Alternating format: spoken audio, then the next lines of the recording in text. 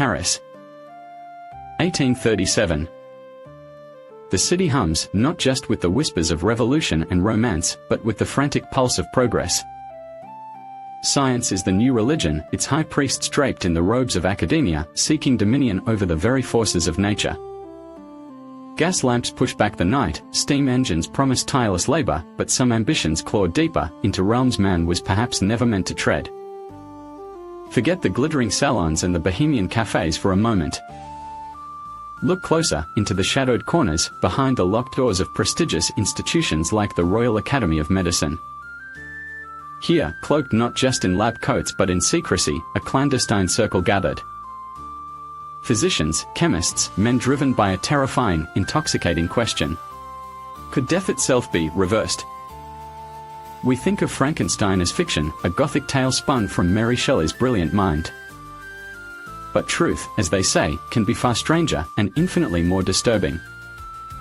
Documents, buried for over a century and a half, unearthed only towards the close of the 20th century, speak of hushed experiments conducted within the heart of Paris.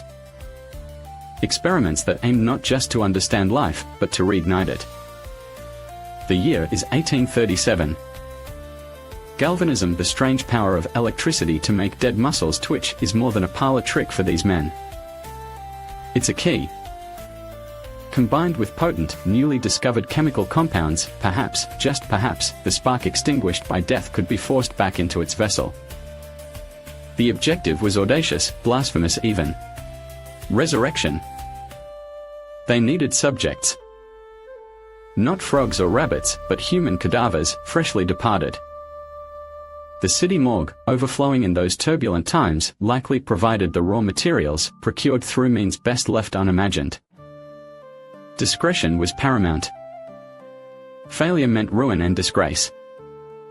Success meant rewriting the very definition of existence. But success, they would learn, carried its own dreadful price. Imagine the scene. A hidden laboratory, perhaps deep within the Academy's less visited wings, or rented under false pretenses in some anonymous quartier. The air thick with the tang of chemicals, the low hum of voltaic piles, early batteries generating the vital current. Copper wires snake across wooden tables, converging on the subject. A recent arrival. Still. Cold. The procedure begins. Needles pierce flesh, delivering the chemical cocktail designed to prepare the tissues, to make them receptive. Then, the electrical charge. Not a gentle pulse, but a jolt, raw and powerful, intended to mimic the very essence of life's energy. A shudder. A gasp. Or just the dead reacting to stimulus. They try again. Higher voltage. More chemicals. The tension is unbearable. Failure seems inevitable. And then, it happens. According to the fragmented records, one subject, identity forever lost to us, responded. Not just a twitch, but movement. A flicker of eyelids.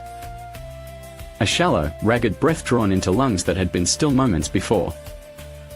Consciousness, or some terrifying facsimile of it, returned. Was it jubilation that filled the hidden room? Or immediate, ice-cold dread? Because what returned was not the person who had died.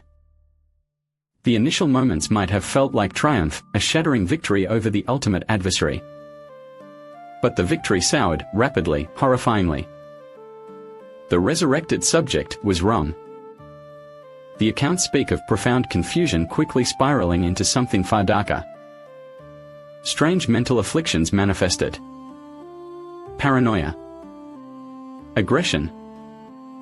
Unintelligible vocalizations that sounded less like speech and more like primal terror. There was no recognition, no memory, only a fractured awareness trapped in a reanimated shell. The subject became uncontrollable, exhibiting terrifying strength and a complete disconnect from reality. Imagine the scientists, the architects of this unnatural dawn, recoiling in horror.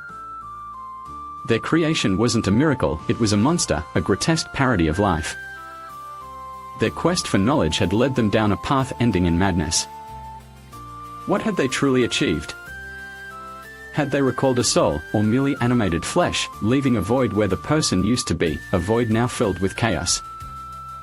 The experiment, intended as a breakthrough, became a terrifying liability. The subject's state deteriorated, becoming increasingly violent and unpredictable. The secret could not be contained if this thing remained.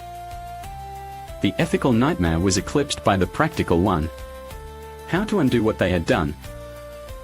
How to silence the abomination they had birthed? The records abruptly cease here. But the aftermath speaks volumes. Within days, the entire operation vanished. The scientists, members of the esteemed Royal Academy, disappeared without a trace. Colleagues likely inquired, families perhaps searched, but official channels remained silent. It was as if they had simply evaporated. The secret laboratory dismantled. Every piece of equipment, every note, every vial gone. Any physical evidence of the resurrection attempt, and its horrifying result, was meticulously scrubbed from existence. This wasn't happenstance, this was a deliberate, high-level erasure. The documents suggest the order came directly from powerful figures within the government or the academy itself, terrified of the implications, desperate to bury the event forever. What happened to the subject? The records offer no clue. Was it terminated? Did it escape into the labyrinthine streets of Paris, a tormented creature lost in a world it no longer understood? Did it simply expire again, its reanimated body unable to sustain the unnatural spark? We don't know. The silence is perhaps the most chilling part of the tale. And what of the scientists? Did they flee, haunted by their creation? Were they silenced permanently to ensure the secret died with them? Their sudden, collective disappearance points to a coordinated effort, a swift and ruthless cover-up. This wasn't just a failed experiment, it was a glimpse into the abyss, a warning about the pursuit of power without wisdom, ambition without ethics. Paris in 1837 held a secret darker than the catacombs beneath its streets, a secret born of scientific hubris, ending in madness and vanishing into deliberate obscurity. A secret that reminds us that some doors are best left unopened, and the line between miracle and monstrosity can be terrifyingly thin. The city moved on, burying its ghosts, unaware of the chilling experiment that briefly, horrifyingly, seemed to conquer death itself.